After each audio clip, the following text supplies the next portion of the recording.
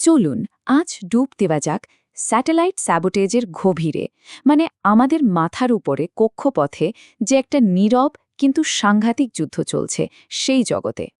না, এটা কিন্তু কোনো সায়েন্স ফিকশনের গল্প না। সত্যি বলতে এটা এখনই ঘটছে, একটা নীরব ইলেকট্রনিক যুদ্ধের মধ্যে দিয়ে। আর এই অদৃশ্য আক্রমণ আমাদের পুরো বিশ্বকে এক মুহূর্তে থামিয়ে দেওয়ার ক্ষমতা রাখে। তো চলুন প্রথমে একটু গভীরে গিয়ে দেখি আধুনিক সভ্যতা আসলে কতটা স্যাটেলাইটের উপর দাঁড়িয়ে আছে।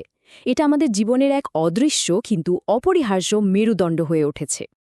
আচ্ছা, আমাদের আধুনিক সভ্যতা স্যাটেলাইটের উপর যে কতটা নির্ভরশীল তা এই লিস্টটা দেখলেই পরিষ্কার বোঝা যায়।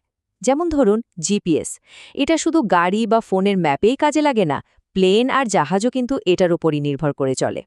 এরপর ধরুন আর্থিক লেনদেন, জানেন তো বিশ্বের সমস্ত অর্থনৈতিক লেনদেন একদম নিখুঁতভাবে চলে স্যাটেলাইট থেকে পাওয়া টাইম সিঙ্ক্রোনাইজেশনের উপর ভর করে।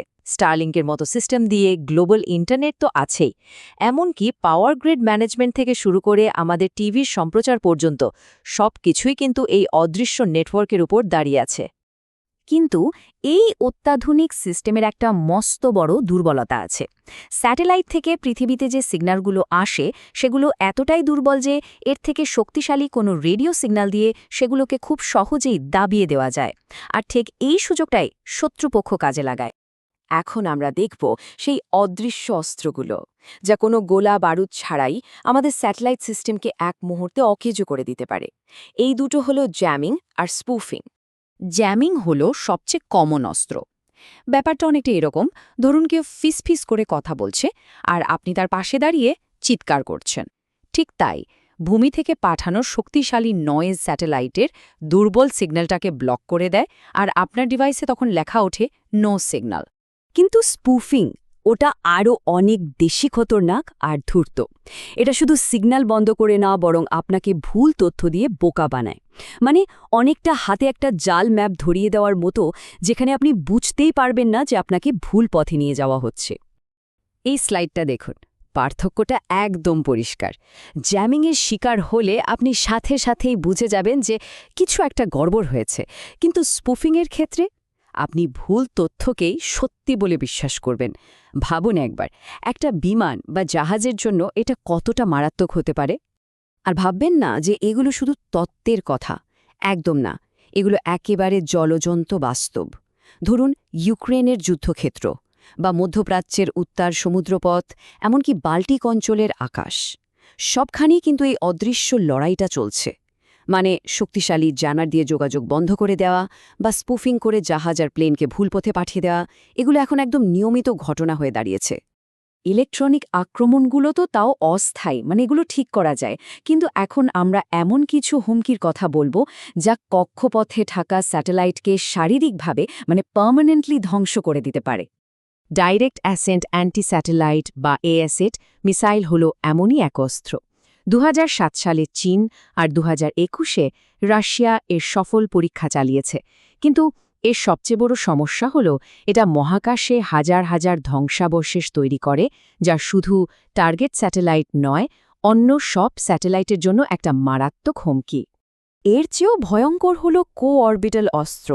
এখানে হয় কি, একটা স্যাটেলাইটকে অন্য একটা স্যাটেলাইটের খুব কাছে পাঠানো হয়। তারপর লেজার, মাইক্রোওয়েভ বা কোনো রোবোটিক হাত দিয়ে তাকে হয় অকেজো, না হলে ধ্বংস করে দেওয়া হয়।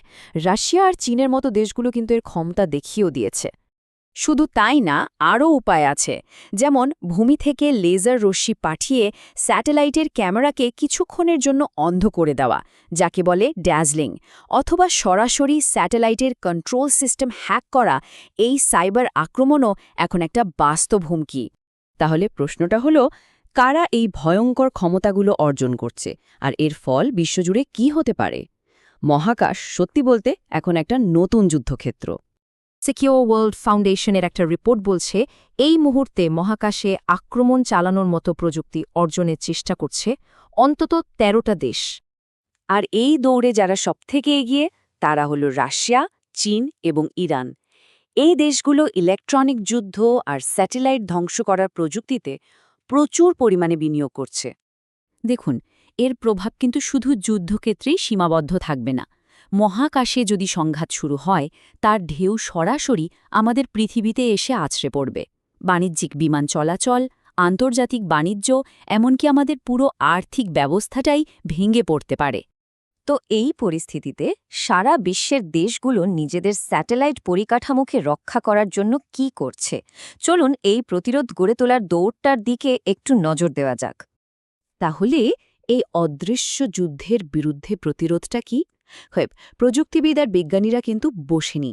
প্রথমত, স্যাটেলাইটগুলোকেই আরও শক্তিশালী বা হার্ডেন্ড করা হচ্ছে। যেমন ধরুন নতুন GPS-3F সিরিজ, যা জ্যামিং সিগন্যালকে প্রতিহত করতে পারে। দ্বিতীয়ত, এমন অ্যাডভান্সড অ্যান্টেনা বানানো হচ্ছে যা শত্রু সিগন্যালকে ফিল্টার করে বাদ দিতে পারে। তৃতীয়ত, জিপিএসের উপর নির্ভরতা কমাতে ভূমিভিত্তিক বিকল্প ন্যাভিগেশন সিস্টেমও গড়ে তোলা হচ্ছে। আর শেষে স্টারলিংকের মতো হাজার হাজার ছোট স্যাটেলাইটের নেটওয়ার্ক তৈরি করা হচ্ছে।